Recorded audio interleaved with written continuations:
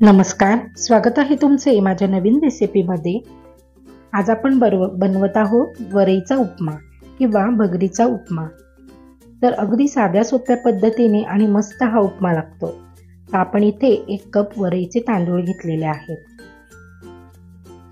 नंतर इथे 1 मोठा बटाट्यांचे मी काचऱ्या करून घेतलेल्या आहेत अशा पद्धतीने, आणि हा आपण पाण्यात ठेवलेला आहे। कारण जर बाहेर ठेवल्या तर त्या काळ्या पडतील।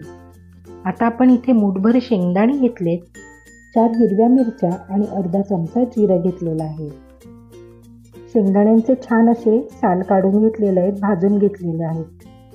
नंतर इथे अर्धा वाटी आपण इथे ओलं खोबरं घेतलं आहे, पण एवढं लागणार नाही, आपल्याला थोडंच लागणार आहे।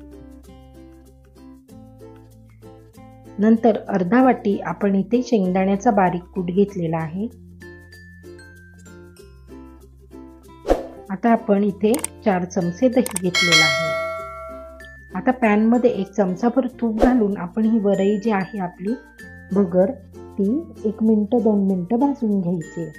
आपली जी वरई आहे ती भाजून घेतली ना का ती हलकी होते आणि मग ती छान फुलून येते आणि मस्त सॉफ्ट अशी होते आणि मोकळी सुद्धा होते। त्यामुळे वरई आपण इथे भाजून घेणार आहोत। अगदी मीडियम फ्लेमवर आपल्याला ही जी वरई आहे भगर आहे ती भाजून घ्यायची। अगदी मिनिटभर आपण ही भाजून घेऊया। तोपर्यंत तुम्ही जर माझ्या चॅनलला सबस्क्राईब केलं नसेल तर सबस्क्राईब करा, लाईक करा, शेअर करा। आता ही छान फुलली आहे बघा आपली वरई, काढून घेतलेली आहे आणि त्याच पॅनमध्ये एक चमचाभर तेल किंवा तूप घालून त्यात आपण जिरं घालून घेतलेले अर्धा चमचा, हिरव्या मिरच्या घालून घेतलेल्या आहेत बारीक चिरलेल्या, आणि एकदा आपल्याला ह्या परतून घ्यायच्या आहेत। खूप जास्त नाही, अगदी थोड्याशा परतून घ्यायच्या, त्याचा कच्चेपणा दूर होईपर्यंत। आणि इथे आपण शेंगदाणे घालून घेऊया। तर हे भाजलेले शेंगदाण्यांची साल काढून घेतलेली आहे आणि हे मूठभर शेंगदाणे मी इथे घेतलेले, आणि एकदा हे शेंगदाणे चांगले परतून घेऊ म्हणजे त्याची टेस्ट खूप छान लागेल। आपले शेंगदाणे हिरवी मिरची चांगली परतून झाली आहे। आता आपण जे बटाट्यांच्या काचऱ्या आहेत त्या बटाट्यांच्या काचऱ्या इथे घालून घेऊया, आणि काचऱ्या पण आपल्याला चांगल्या शिजवून घ्यायच्या आहेत। कारण वरई जर आपण ह्यात घातली तर आपले ज्या बटाट्याच्या काचऱ्या आहेत त्या कच्च्या राहतात, त्यामुळे आधी आपल्याला काचऱ्या चांगल्या शिजवून घ्यायच्या आहेत। जर तुम्हाला अशा बटाट्याच्या काचऱ्या घालायच्या नसतील तर तुम्ही इथे उकडलेल्या बटाट्यांचे सुद्धा काप करून इथे घालू शकता। आता आपण अगदी थोडंसं मीठ घालून घ्यायचं आहे बटाट्यापुरती, आणि झाकण ठेवून आपण ह्याला 5 मिनिटं चांगली वाफ काढून घेऊया म्हणजे आपला बटाटा शिजेल। आपल्याला हा बटाटा वाफेवरच शिजवायचा आहे, पाणी वगैरे घालायचं नाही। आपला बटाटा जोपर्यंत शिजतोय तोपर्यंत इथे आपण पाणी उकळायला ठेवूया। तर आपल्या उपम्यासाठी आपल्याला 1 कप समजा आपला वरईचा रवा असेल तर आपल्याला इथे 3 कप पाणी घ्यायचं आहे। 3 कप पाणी हे 1 कप रव्यासाठी अगदी परफेक्ट प्रमाण आहे।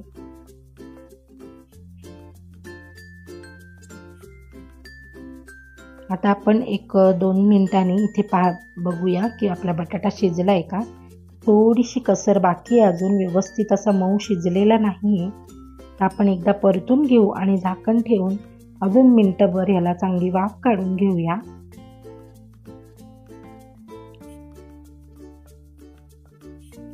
तर 1 मिनिट झालाय आणि आपला बटाटा सुद्धा व्यवस्थित असा शिजलेला आहे। आता आपल्याला ह्यात शेंगदाण्याचं कूट आणि ओलं खोबरं घालून घ्यायचं आहे। एकदा परतून घेते आणि मग इथे आपण बारीक शेंगदाण्याचा कूट घालून घ्यायचा आहे। मस्त, आणि थोडंसं ओलं खोबरं घालायचंय 2 ते 3 चमचे। ओल्या खोबऱ्याचा गोडवा ह्या उपम्यामध्ये खूप छान लागतो, तुम्ही ओलं खोबरं नक्की घालून पहा। तर 1-2-3 चमचे मी तर ओलं खोबरं घालून घेतलेलं आहे। तसं वरईचा उपमा बरेच जण बनवतात, पण माझ्या ह्या पद्धतीने जर तुम्ही उपमा बनवला तर तुम्हाला नक्की आवडेल. तुम्ही नक्की बनवून पहा आणि मला कमेंटमध्ये सांगा. आता आपण इथे दही घातलेलं आहे. एक 4 चमचे दही मी इथे घालून घेतलं आहे. एकदा मिक्स करून घेऊया आणि मग आपण यात भाजून ठेवलेली वरई घालायची.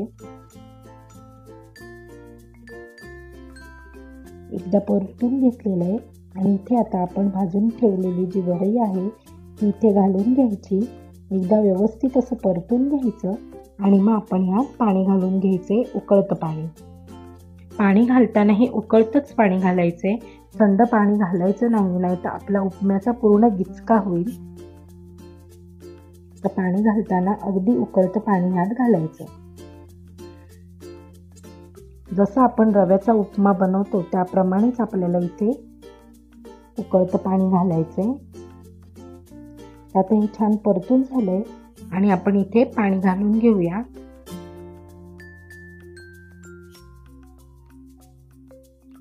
तर इथे मी अर्धा कप पाणी साईडला काढून ठेवले, थांबवले टाकायसाठी, कारण जर आपल्याला असं जास्त नको व्हायला म्हणून मी इथे अर्धा कप पाणी साईडला ठेवलेलं आहे. आता आपण पूर्ण वरईसाठी मीठ घालायचंय.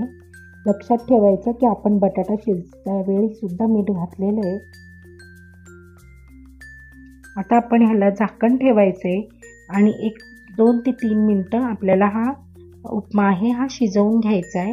त्या अगोदर मी इथे अर्धा चमचा साखर घालून घेतलेली आहे.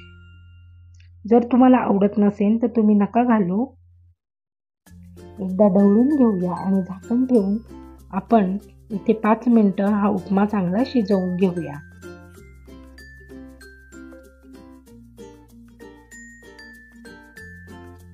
आता झाकण ठेवून हा उपमा शिजवून घेतलेला आहे, पण ह्यात थोडी अजून कसर बाकी आहे आणि पाणी आपण जे मगाशी साईडला ठेवलं होतं ते पाणी सुद्धा आता आपल्याला इथे लागणार आहे.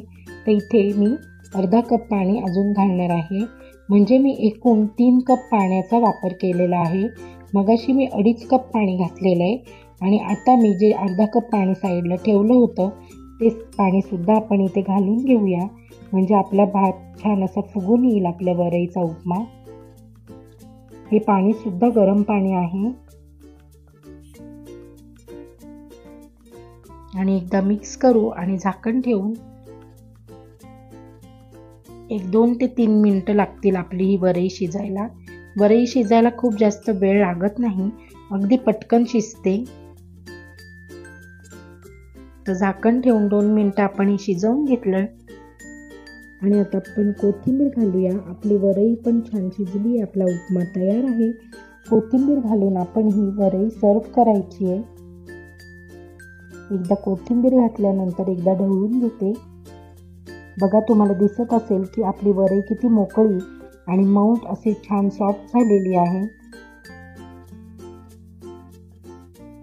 आता आपण ही प्लेटमध्ये काढून घेऊया.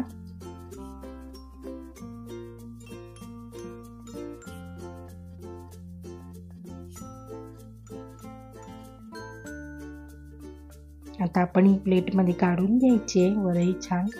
बघा किती मऊ आणि मोकळी अशी ही वरईचा उपमा आपला हा तयार आहे खाण्यासाठी. तुम्ही नक्की ट्राय करा आणि मला कमेंट बॉक्समध्ये नक्की सांगा की तुम्हाला माझी रेसिपी आवडली का ते.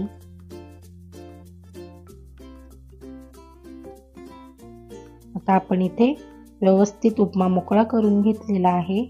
त्याच्यावर आपल्याला खोबरं कोथिंबीर घालून ही खायला आपल्याला हा उपमा तयार झालेला आहे. तुम्हाला जर माझ्या रेसिपी आवडत असतील तर नक्की मला सांगा. मला तुमचे कमेंट सांगा. तुम्ही कमेंटमध्ये मला अजून दुसरी कोणती रेसिपी हवी असेल तर ती सुद्धा सांगू शकता. मी ती सुद्धा बनवण्याचा पूर्ण प्रयत्न करीन. आणि आता आपण पुन्हा भेटूया पुढच्या व्हिडिओमध्ये. Bye bye.